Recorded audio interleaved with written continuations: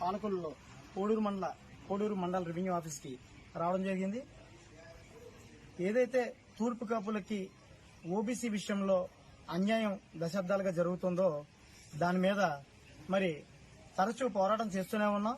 దీని మీద కలెక్టర్ చుట్టూ తిరిగినప్పటికీ కూడా గతంలో ఇచ్చినటువంటి ఆర్డినెన్స్ ఏదైతే ఉందో గత గవర్నమెంట్ లో ఇచ్చినటువంటి కలెక్టర్ గారు ఇచ్చిన ఆర్డినెన్స్ ని మరి కలెక్టర్లు మారడంతో కొత్త ఆర్డినెన్స్ కావాలని కొంతమంది అధికారులు మా వద్దకు చెప్పడం జరిగింది.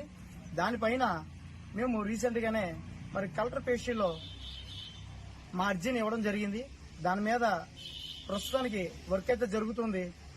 ఈడబ్ల్యూఎస్ సర్టిఫికేట్ విషయంలో మాకు కొన్ని ఇబ్బందుల్ని ఇక్కడ అధికారుల దగ్గర నుంచి మాకు వినపడడం జరిగింది. మైగ్రేషన్ ఉంటే ఓబీసీ తీసుకునే వెసులుబాటు, ఒకవేళ మైగ్రేషన్ లేని పక్షంలో ఈడబ్ల్యూఎస్ తీసుకునే వెసులుబాటుని మరి గతంలో ఉన్న కలెక్టర్ గారు ఆ వెసులుబాటుని కల్పించడం జరిగింది. ఈ పశ్చిమ గోదావరి జిల్లా అలాగే ఏలూరు జిల్లాలో కూడా మరి ఈ తరహా ఓబీసీలు మైగ్రేట్ అయ్యి వచ్చిన మేము ఓబీసీ తీసుకోవడానికి మాకు ఇచ్చినటువంటి ఆర్డర్ ని కొత్తగా మరలా ఇప్పుడున్న కలెక్టర్లు ఇవ్వాల్సిన పరిస్థితికి రావడంతో మళ్లీ కథ మొదటికి వచ్చింది.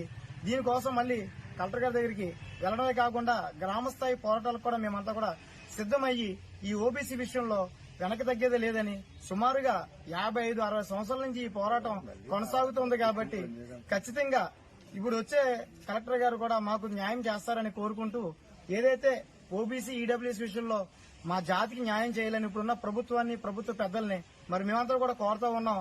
అందరం కూడా ఏదైతే ఇష్యూ మీద పిల్లల భవిష్యత్తు పాడైపోతుందో ఆ భవిష్యత్తుని మనసులో తెలుసుకుని ఆ భవిష్యత్తుని తీర్చిదిద్దాల్సిన బాధ్యత ప్రభుత్వాల మీద కూడా ఉంది. కాబట్టి ఖచ్చితంగా న్యాయం జరుగుతుందని కోరుకుంటూ జై తూర్పు కాపు, జై తూర్పు కాపు, జై తూర్పు కాపు.